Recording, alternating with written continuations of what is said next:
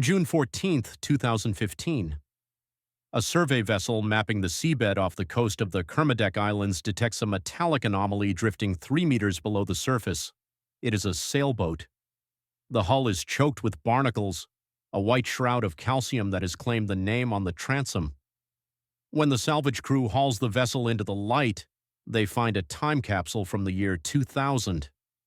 Inside the waterproof navigation station, protected by a reinforced Pelican case that had been bolted to the bulkhead, sits a stack of digital storage drives, 50 gigabytes of data. This is an impossible discovery. The boat belonged to Elena Vance, an elite solo navigator who vanished 15 years earlier during a record-breaking attempt to cross the Pacific. Elena was not an amateur. She was a woman of meticulous habit, a master of celestial navigation and redundant systems. Her disappearance in November 2000 was treated as a structural failure, a rogue wave or a keel snap that sent her to the bottom in seconds. But the boat did not sink. It waited. And as the forensic technicians begin the grueling process of data recovery, the silence of the last 15 years begins to break. The mountains of the sea do not explain why, but the digital ghosts she left behind have begun to speak. Imagine you are standing on that deck in the year 2000. The air is thick with salt and the hum of the wind generator. You are 3,000 miles from the nearest human heart. You are prepared for everything except the thing that has no name. The first drive is initialized. The timestamp reads November 12th, 2000, 4:14 a.m. The screen flickers to life, slow pans over weathered objects. The camera lens is smudged with a thumbprint of grease. Elena's face appears, illuminated by the green glow of the radar screen. She looks tired, but focused. The GPS drift is increasing, she whispers into the microphone. Indirect dialogue pulled from the recovered logs reveals a woman battling a ghost in the machine. At 4:18 a.m., she notes that the stars do not match the digital coordinates. A veteran sailor, she trusts the sky over the silicon, but the sky is changing. The forensic image of her hard drive shows a frantic sequence of file creations, thousands of tiny empty folders appearing in seconds. A digital cancer. Why would the system do this? The grieving investigator, now 20 years older, watches the footage in a darkened lab, obsessing over the macro shots of the rust on the cabin hinges. Every frame is a fragment of a truth that refuses to be whole. No signal, no trace, just the rhythmic slap of water against the hull. The rule of irony is heavy here.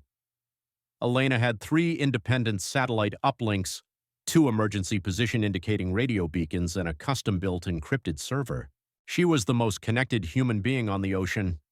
Yet when the end came, she was more alone than any mariner in history. At 6:42 a.m. on the final day, the footage shows her standing in the hatchway, looking out at a sea that has turned the color of bruised mercury. The water is flat, too flat. The audio captures a sound like tearing silk. It is the sound of the air itself losing tension. Elena turns the camera toward the horizon. Flashbulb transitions for time-stamped photos. Frame 1042, the horizon is a straight line. Frame 1043, the horizon is gone. The evidence log begins to take shape in the investigator's mind. A half-eaten protein bar. A copy of The Odyssey with a bookmark at page 142. A flare gun with the safety off but no shells missing. These are the mundane artifacts of a life interrupted. The mountains of the sea keep their secrets, but they have vomited up this one boat as a taunt. Metadata analysis shows that the 50 gigabytes of footage was not recorded over months. It was recorded in the final 3 hours of her life. The camera was triggered by motion sensors, but there is no one on the boat, just the shifting of shadows, just the slow, methodical movement of the tiller moving under its own power. At 8:19 a.m., the log entry reads, "It is not the water, it is the weight of the light." A cryptic, chilling sentence from a woman who dealt only in degrees and knots. Forensic storytelling requires us to look at the moss and the rust not as decay, but as a clock. The barnacle growth on the hull suggests the boat spent 12 of the 15 years submerged in a low-oxygen pocket before surfacing. GPS drift doesn't account for a boat moving in a perfect circle for a decade. The reconstruction begins with a single question: why did she stop sailing? The footage from 9:03 a.m. shows Elena sitting at the chart table. She's no longer looking at the instruments, she's looking at us. Or rather, she is looking at the lens, her eyes wide and reflecting something the camera cannot see. Static-filled archival footage begins to bleed into the high-definition recovery. The image degrades as the timestamp advances. At 9:12 a.m., the cabin pressure sensor triggers an alarm. Elena does not move. She does not reach for her oxygen or her life vest. She reaches for the camera and turns it off. Then, 2 seconds later, the camera turns back on. But the cabin is empty. The hatch is locked from the inside. The keys are still in the ignition. The boat is a sealed tomb with no body. We must ask ourselves what we are looking for in these files. Are we looking for a woman, or are we looking for a reason to never leave the shore? The 50 gigabytes of footage is a map of a place that doesn't exist on any nautical chart. It is a chronicle of a disappearance that happened in plain sight. The first batch of data ends with a shot of the wake. It is a white scar on a black sea, stretching back toward a home she would never see again. The investigator pauses the frame. There is a reflection in the water. It looks like a hand. But the hand is larger than the boat. No trace, no signal, just the void. The transition from the first data drive to the second is marked by a shift in frequency. The date remains the same, November 12, 2000, but the metadata begins to fracture. Forensic experts call it temporal layering, a phenomenon where the file timestamps begin to overlap, suggesting the internal clock of the server was experiencing extreme gravitational or electromagnetic interference. At 10:04 a.m., the footage resumes. The camera is now mounted to the mast, looking down at the deck. The sailboat, the Alethea, is moving at 12 knots, yet the water around it is as still as a mirror. There is no bow wave, there is no wake. The laws of fluid dynamics have been suspended. Elena Vance is visible on the foredeck. She is kneeling. Her hands are pressed flat against the non-skid surface of the fiberglass. She is not praying. She is listening. The audio, cleaned of its salt air hiss, reveals a rhythmic thrumming vibrating through the hull.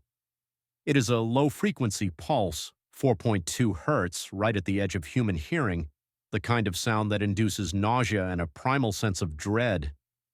In her log at 10:12 a.m., she writes, "The hull is breathing. I can feel the fiberglass expanding against my palms. It's warm." This is the expert victim's greatest tragedy. She is documenting her own dissolution with the clinical precision of a scientist. She notes the temperature of the deck, 104 degrees Fahrenheit. In the middle of the Pacific, in the morning air, this is a physical impossibility. The grieving investigator, sitting in a climate-controlled room in 2015, zooms in on the macro shots of the deck. He sees the salt crystals on the fiberglass beginning to liquefy. Not melt, liquefy into a dark, viscous oil. Why would the sea turn to oil? At 11:22 a.m., the slow burn rhythm of the evidence takes a violent turn. The camera on the mast captures a flashbulb transition, a burst of white light that lasts exactly 1 frame. When the image returns, the Alethea is no longer in the sunlight. It is shrouded in a localized fog so dense it looks like solid marble. Elena is seen retreating into the cabin. She moves with a methodical, practiced grace, even as the world ends. She secures the storm shutters, she checks the bilge, she engages the secondary deadbolts. The rule of irony dictates that these precautions, designed to keep the ocean out, were now merely sealing her inside with whatever had joined her on the boat. The investigator notes the evidence log. A discarded heavy weather jacket found 15 years later shows scorch marks in the shape of human fingers around the collar. But there was no fire. There was only the light. At 12:45 p.m., the interior camera records Elena sitting in the galley. She is eating a tin of peaches. Her hands are steady. She looks at the camera and speaks her only direct words of the afternoon. "If this is retrieved, tell my father that the math was wrong. The horizon isn't a curve, it's a cliff." The forensic storytelling narrows its focus here, obsessing over the 50 gigabytes of data that shouldn't exist. How does a camera record 50 gigabytes of footage in 3 hours using year 2000 technology? The density of the data suggests that the files were being written at a molecular level, bypassing the hardware's limitations. It is as if the boat itself became a recording device. At 1:09 p.m., the timestamp pacing slows to a crawl. Every second of footage now takes 10 minutes to play.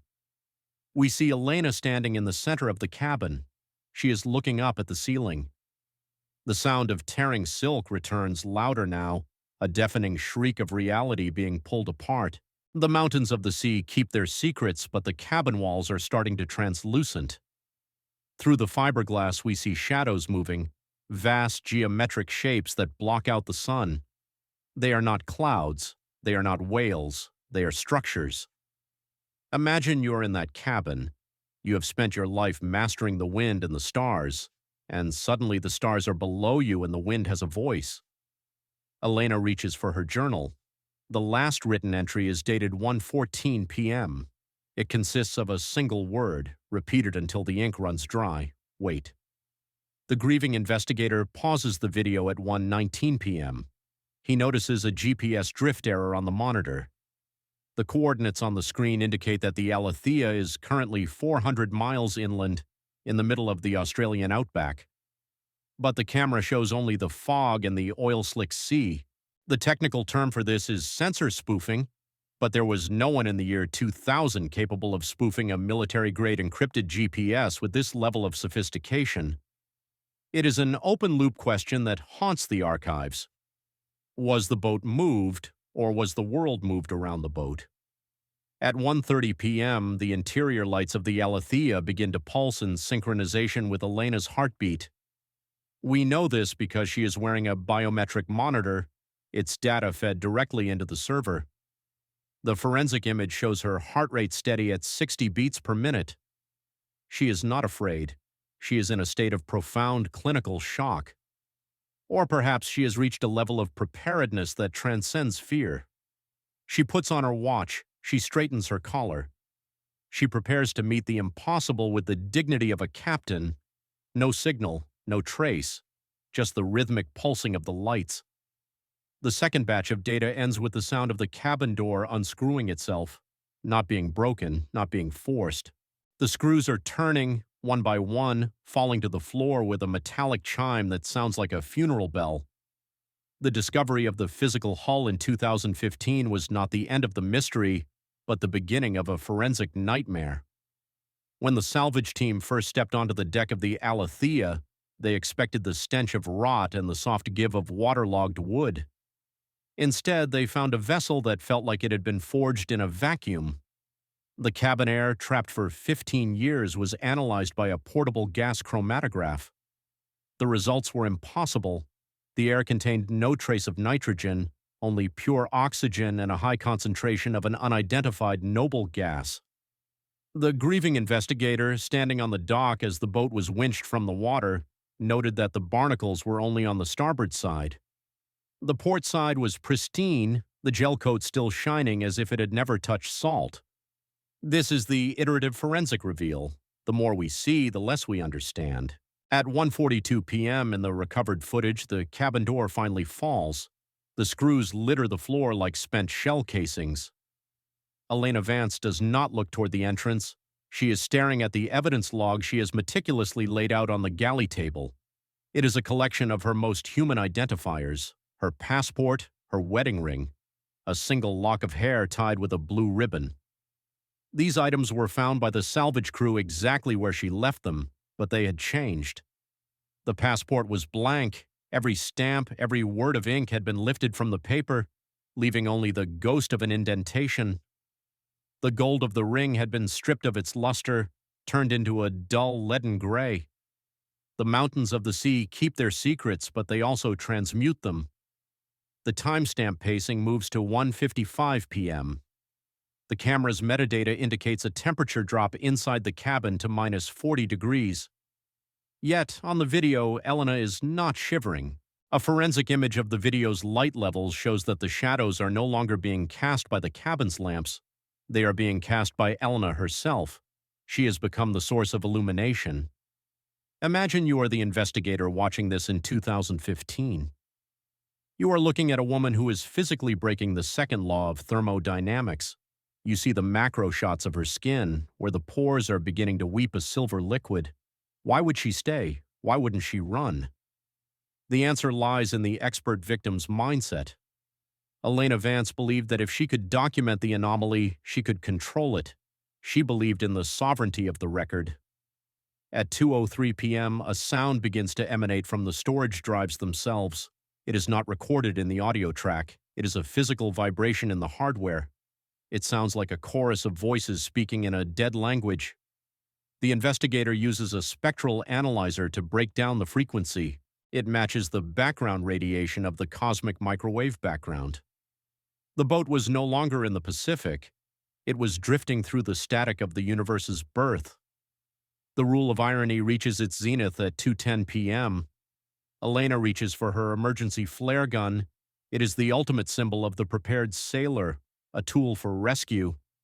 She loads a shell with the deliberate movements of a soldier, but she doesn't point it at the door or the ceiling. She points it at the camera.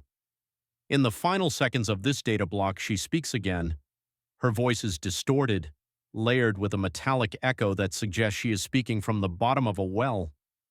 "The rescue is the trap," she says. "They are coming for the data, not for me." She fires. The screen goes white. This is the impossible discovery hook within the discovery itself. When the salvage crew found that flare gun in 2015, the hammer was down, the shell was spent, but the barrel was cold. There was no soot, no chemical residue of gunpowder. Just a faint smell of ozone and the scorched metadata of a dying server. The 50 gigabytes of footage survives because it was never truly digital. It was a physical impression of an event that scorched itself into the silicon. At 2:15 p.m., the footage enters a state of digital decay. The images begin to melt into one another. We see a flashbulb transition. Frame 8000 shows the cabin. Frame 8001 shows a forest of stone pillars. Frame 8002 shows the cabin again, but Elena is gone. In her place is a column of that same silver liquid she had been weeping. It is standing upright, mimicking her posture. No signal, no trace, just the silver. The grieving investigator obsesses over frame 8001. He spends 3 years and $400,000 enhancing the image of the stone pillars. He discovers they aren't pillars, they are fingers. Giant calcified fingers reaching up from a seabed that hasn't seen the sun in 1 billion years. The Aletheia wasn't just found, it was returned. It was a message sent across 15 years of silence, delivered in a language of rust and binary. The reconstruction of the narrative truth suggests that Elena Vance didn't die. She was translated. She was the final piece of data required to close a loop that began before the oceans were formed. The investigator looks at the last photo taken by the mast camera at 2:19 p.m. It is a shot of the entire boat from a bird's-eye view, yet there was nothing above the mast to take the picture. The boat looks like a needle in a dark fabric, and the fabric is being folded. The evidence log continues to grow. A pair of deck shoes found in the bilge were fused to the floorboards. The DNA recovered from the laces belongs to Elena, but the telomeres are thousands of years old. The mountains don't explain why. They only provide the evidence of our insignificance. Why would she fire the flare at us? Was it an act of defiance or a warning to the future? The investigator realizes that by watching the footage, he is completing the circuit Elena tried to break. Every time the 50 gigabytes of data is accessed, a small packet of information is sent from the lab server to an unknown coordinate in the South Pacific. The boat is still transmitting, even without power, even without a crew, even without a soul. It is a ghost ship made of metadata. At 2:30 p.m., the second-to-last drive reaches its capacity. The final image is a macro shot of a single grain of salt on the galley table. As we zoom in, we see that the grain of salt is perfectly cubic, and etched onto its surface is the entire map of the Pacific Ocean. In the center of the map, at the exact spot where the Alethea vanished, there is a small blinking red light. The light is not on the map. The light is coming from inside the salt. No signal, no trace, just the salt. The investigator reaches for the final drive. He knows that once he plugs it in, the story will be over and the silence will become permanent. Imagine you are sitting in that lab. The air is cold. The hum of the computer is the only sound. You are about to see the end of a world. The final drive, designated Drive 0, is a physical impossibility. While the others were standard-issue storage from the turn of the millennium, this drive is composed of a non-terrestrial ceramic, cold to the touch and weighing exactly 3 times what its dimensions suggest. The timestamp is fixed. November 12th, 2000, 2:31 p.m. This is the reconstruction. This is the narrative truth. The grieving investigator hesitates, his fingers hovering over the interface. To watch this is to witness the moment the expert victims cease to be human. The footage begins not with a lens, but with a direct neural link forensic image. There is no camera anymore. The data is being pulled directly from the Alethea's hull, which has become a giant salt-crusted sensor. At 2:32 p.m., the interior of the cabin begins to fold. This is not a structural collapse. It is a geometric rearrangement. The evidence log records the final transformation of the mundane. The tin of peaches becomes a sphere of crystalline light. The copy of the Odyssey begins to bleed ink that forms new unreadable constellations on the bulkheads. Elena Vance is seen standing at the center of this metamorphosis. Her eyes are no longer reflecting the room. They are reflecting the 2015 salvage dock. She is looking across 15 years of time straight into the eyes of the investigator. The rule of irony concludes here. Elena spent her life studying the surface of the world to ensure she never got lost, only to find that the surface was a lie.